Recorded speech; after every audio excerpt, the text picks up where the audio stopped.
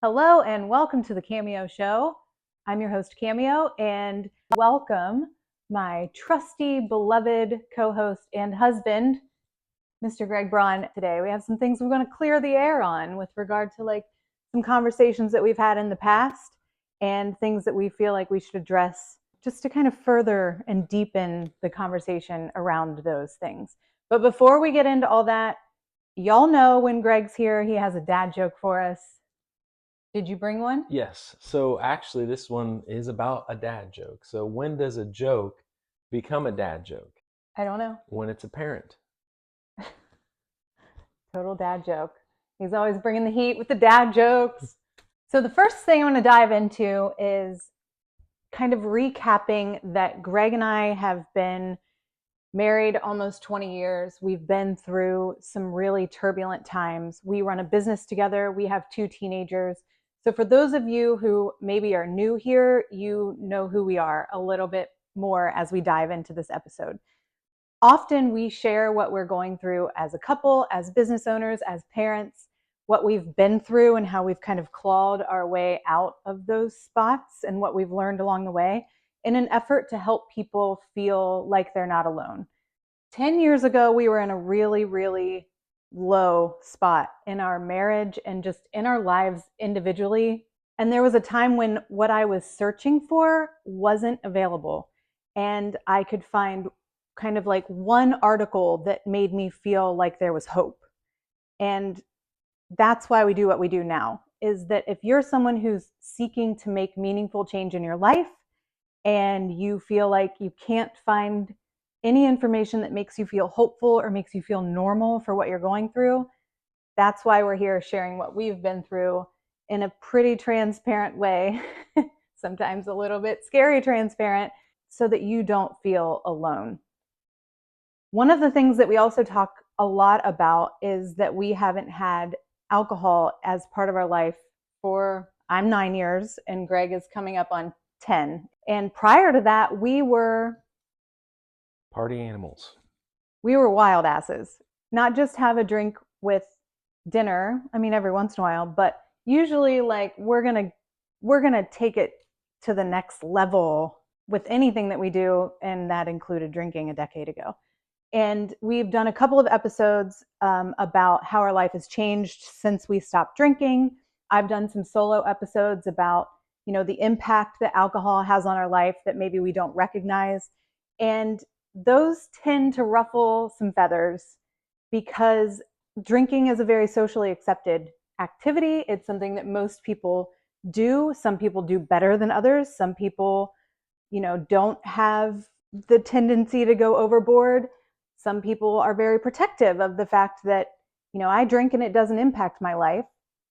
That episode definitely ruffled some feathers because the point was talking about the silent impacts, so to our health and different things that we don't see as immediately impacted.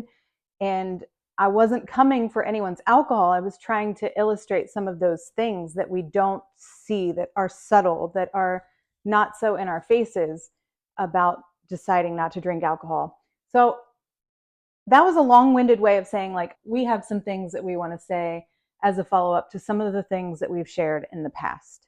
So if you're all caught up to speed now on who we are and why we do what we do, let's get into it. So with regard to the alcohol, I want to start there. The episode where I was talking about those things, about subtle impacts and how it affects our life, was not an attack on anyone who has a good relationship or finds balance in their life with alcohol. It was an opportunity to understand that there are things that, like I said, maybe you don't see creeping in that are long-term health consequences. It was an opportunity to explore, how is alcohol serving you? What does it add to your life? And long-term, is the cost of that, of what the long-term consequences could be that studies show are apparent, is it worth it? I was not and am never coming after anyone's alcohol. I am never saying that you are a bad person if you decide to continue to have alcohol as a part of your life. I was simply illustrating that you don't have to be an ass and an over-the-top drinker or an addict to decide that alcohol doesn't fit in your life anymore, and the things associated with alcohol do not fit in your life anymore.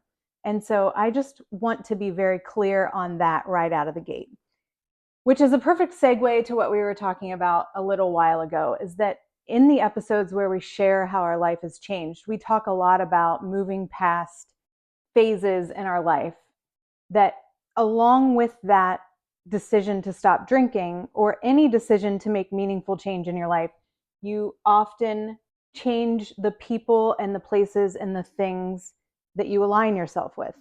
And it has been brought to our attention a couple of different times in a couple of different ways that that feels hurtful to the people that were a part of our past life. And I can see why.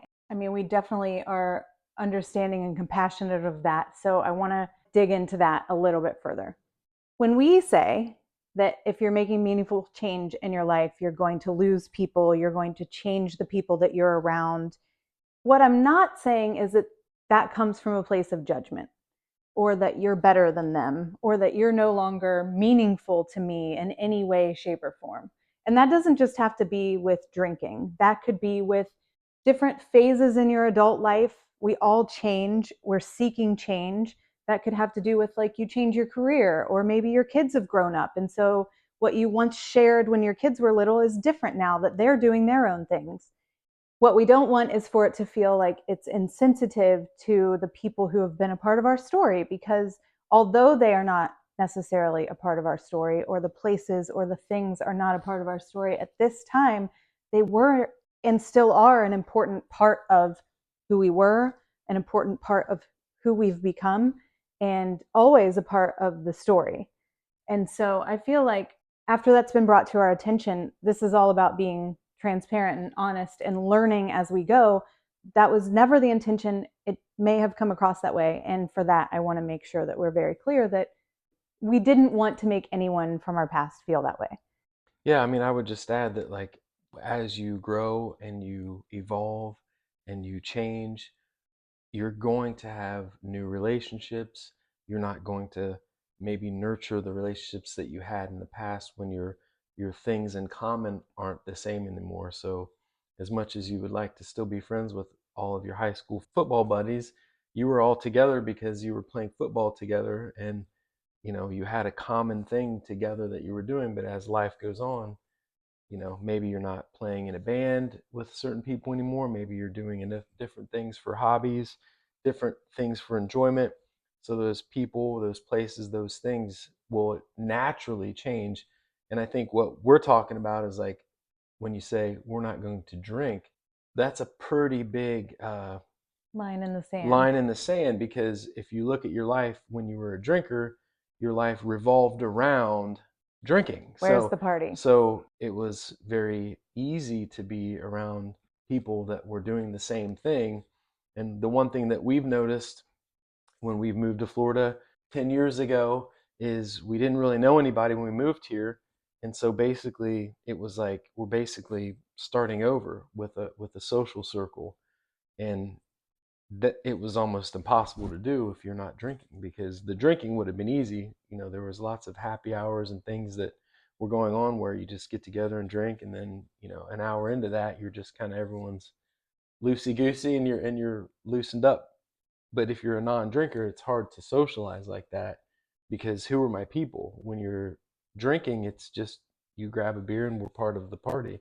Anybody's your people. I look Yeah. back through pictures. I was actually just doing this a few days ago, of a time in our life when we were out a lot. You were playing in a band. I was not in the band, but I thought I was The lead party the starter. main, the main event. And I, I was drinking a lot. I took a lot of pride in being the life of the party and the social butterfly. And where I'm going with that is that there are so many pictures of me with, like, people I don't even know who they are. Like, if you said, I'll give you $1 million if you can tell me who that person is, why you're taking a picture with them, why it looks like you have been friends since you were in kindergarten, I would not be given $1 million, because I would have no clue. And those were moments where, like, in retrospect, I was spending nights out away from our young children, not connecting with you, waking up the next day not feeling good. And that's not really what this is about, but that's just kind of what you were saying. Like anybody fits into that setting. There were people, though, that we shared a lot of really great times with who were meaningful people in our life, who, even, I mean, not just due to the distance because of our move, but even if we were still in Ohio, maybe wouldn't still be as close with because the activities change. And that's where clearing the air on that is important to me as a human, and I know to you too, because we don't want anyone to feel like it was from a place of judgment. Now, for you, if you're making changes in your life, be it a career change, a move, that you've decided to stop drinking, that you've decided to make different choices about the activities that you participate in from an athletic standpoint or from a health standpoint, you're going to feel isolated. You're going to feel distance from the people who have been a part of your life if they're not making those same changes. And you will feel likely the same way I'm talking about we're feeling, that maybe it comes across as, oh, I'm better than you, so our relationship means nothing. And just remember that wherever your place of intention is from is all that matters. Now, if you say things that are rude and disrespectful and judgmental, then you have to kind of reevaluate where you maybe were coming from or how that came across. But in this journey of change, you are not responsible for how other people feel or view your changes. Yeah. There's a saying that says, "What you think of me is none of my business." And I think that's huge. And someone close to me gave me that bullet when I stopped drinking, because that was one of my biggest concerns. Isn't that funny? Like, grown man, one of my biggest concerns was the people pleasing element of it, of like, well, what am I going to say? Because at that time I was working at the bank. There was happy hours I needed to go to, real estate events. There's alcohol all around, to do those social things. And I was so concerned about letting people down, Yeah. because that was my whole social identity up to that point. You drink and have fun and make sure everyone else is having fun, and it's almost like I felt like it was my responsibility Yeah. to make sure there was a party happening, that people had a good time and remembered me. Yeah, Isn't right. that crazy? And then, like, someone just said, what someone else thinks of you is none of your business. And I was like, that's powerful. Yeah. And then you start becoming really confident when you say no, like when you're like, no, and you don't even feel like you need to justify it. That was Right. a huge corner Yeah. for me. I mean, it was just like, wow, I just said no, and that was a complete sentence. Yeah. Very strong statement. It's common to feel pulled to make choices that please people, swinging to the other end of the pendulum of not wanting to be a judgmental asshole and wanting to make sure that you are very conscious of how you're making other people feel. That's not just with drinking alcohol. That's when you're making choices about anything you're going to do or not do in your life. So recently I was talking to someone who was debating whether or not to go on this retreat that they had pseudo committed to. They have young children. They haven't been away from their children. There was a lot of trepidation, specifically on the wife's part, about leaving. It became a hard line for them that she was not going to go. But then the husband felt a level of guilt and a level of responsibility to still go on this retreat, even solo, without his wife, even if he was slightly uncomfortable being away from his family, even if he didn't really feel like it was the right time or that maybe he wanted to go, he felt responsible for going. It was all based around the idea that he didn't want to upset the person who had invited him. He didn't want to let them down. And so he asked me, what do I think? And it's so much easier to say as an outsider with no emotional involvement that it doesn't sound like it's a hell yes. And if it's not a hell yes, it's a no. It isn't right. There's a reason it doesn't feel right. And whatever that means to them when you tell them that that's what your decision is or that that's your boundary is not your business. And he was like, wow, you just made that so simple. And I'm like, it is simple. but not when it's you. It's really difficult because we get our emotions Yeah. wrapped up in feeling concerned for other people. We get our emotions wrapped up in feeling concerned for ourselves. There's a lot of fear. There's a lot of unknowns when you're making changes and when you're setting new boundaries and making decisions that you will encounter. And so, as you become more confident in who you are and what you stand for, don't be afraid, to your point, to just let no be a complete sentence, to let your intentionality lead without concern for not how it's going to impact people because you don't care and you are selfish and self centered and just people don't matter, but because it's not in alignment with what you want. And that is totally okay. It's hard because we're pack animals. Humans are evolved from living in tribes, and if you are isolated and alone, that equals death. Yeah. So that's hardwired in you. So that's why you don't want to like stand out too much. You don't want to be an outlier from the herd. And until you make decisions that make you stand out from the herd, you don't really feel that because ever since you were a little child, you went to preschool and you were told what to do, and your elementary school told what to do, what to think, high school, college, and then a job. I mean, like you're just the whole thing is set up where you're not really an individual. You're Mm-hmm. part of a team. And then once you make a big decision, like I'm not going to drink alcohol, and that's like America's pastime. Yeah. It's part of our culture. Mm-hmm. Many What do, cultures. what do you mean? Yeah. Then that automatically makes you the weirdo at the cookout. Why aren't you drinking? That automatically makes you the weirdo at the happy hour. Why aren't you drinking? And Yeah. especially if you're used to it all the time, then you're gonna feel. I mean, I remember the first happy hour I went to as a non-drinker. I was literally sweating, not because I was having detox from alcohol. It was just I was so hyped up on anxious nerves of like I don't know how to act around this setting Yeah. not drinking. It's easy when you just slam a Jaeger bomb and grab a couple Coors Lights and you're in the zone. But if you're not and you're drinking soda water with lime, Yeah. you're like, Well, and I think to your point, like when you finally make a decision that then does make you feel isolated, it's uncomfortable, and you aren't really sure how to weave that into your past relationships, right? Like clearing the air here is about making sure that the people who listen or who have reached out to us with hurt emotions understand on a deeper level that like when you make a decision that does make you different than what you have always been or what maybe is socially acceptable or expected of you, it is challenging to know what to do and how to present it and how to weave it back in. So for a really long time, we didn't even really talk about the fact that we didn't drink.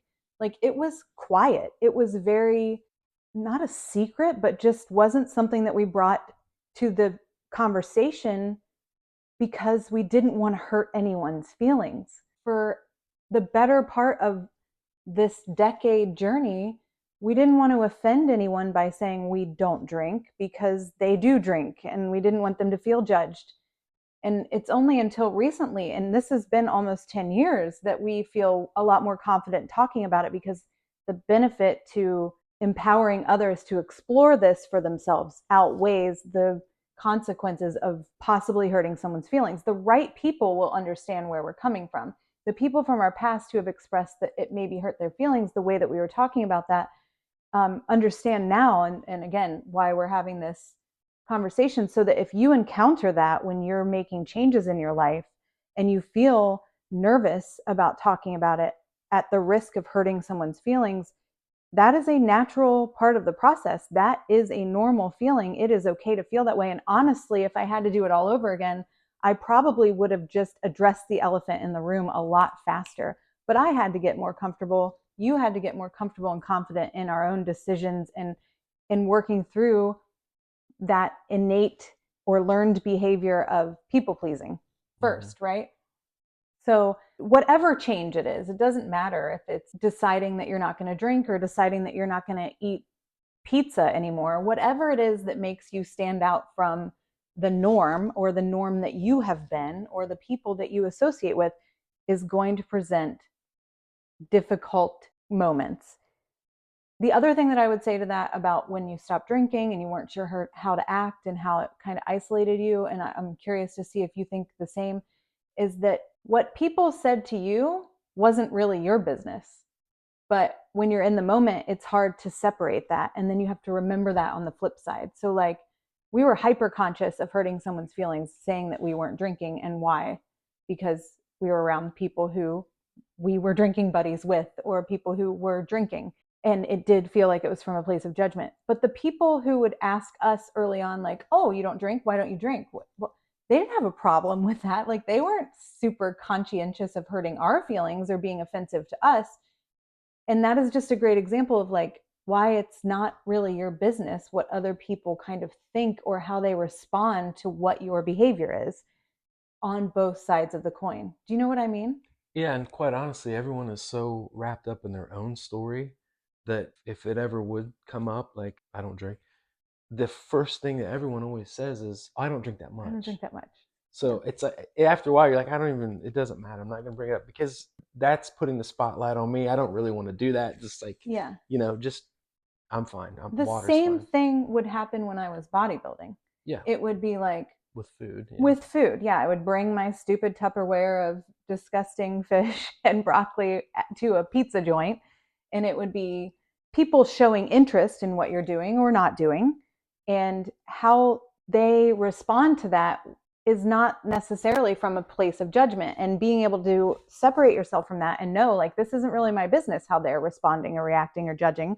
They're just trying to find commonality. They're just relating it to themselves in this Hmm. conversation. So I would hear a lot of like, well, I don't eat pizza that often, or I work out, not the level of bodybuilding, but I work out, blah, blah, blah. And it's like, it's not from a place of judgment. And to kind of bring it back to what we were starting to talk about in the beginning and kind of wrap this up, when we're sharing our experiences and when we're saying what has helped us progress in making changes that we've decided for ourselves, and are just sharing them to maybe help someone else who finds themselves in a similar situation, it isn't from a place of judgment. It isn't from a place of, oh, now I'm so much better than everybody else. I'm so much better than who I used to hang out with. It's literally about sharing who I was, who I am, and what has helped me along the way to inevitably help you feel more confident, convicted, and less isolated in your decisions to make change and in the challenges that will present themselves as you do.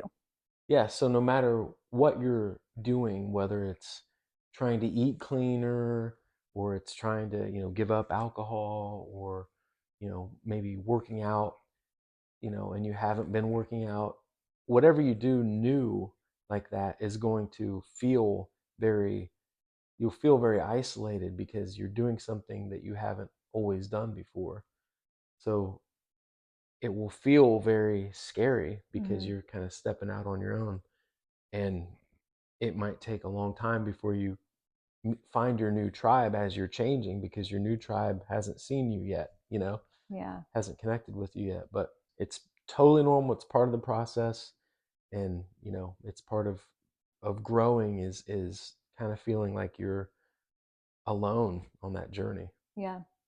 So stay the course. And if you encounter situations like we have where people vocalize that maybe what you're doing or what you've said hasn't landed well with them, visit it from a place of empathy and understanding. We're all human. We all interpret things differently. We all understand things differently as it pertains to us and our own experiences.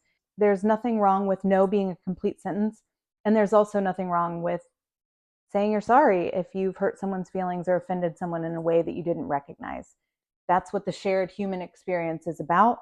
Clearing the air, making sure that everyone is on the same page. And sometimes that will land and sometimes it won't. In sales, they used to say, some will, some won't. So what?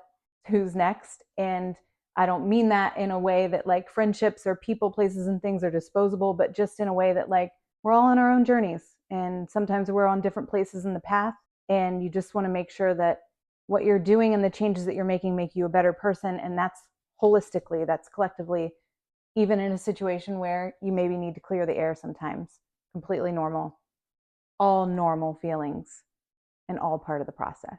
There is a texting feature in the show notes. Let us know if you have questions or any topics that you'd like us to cover, or if you've encountered any of these situations that we were discussing as you're making different choices in your life, how you've handled them, or maybe want to handle them. If you need a little guidance, it can be a new conversation, and that's what this is all about. So thank you for being here on the Cameo Show, and Until next time.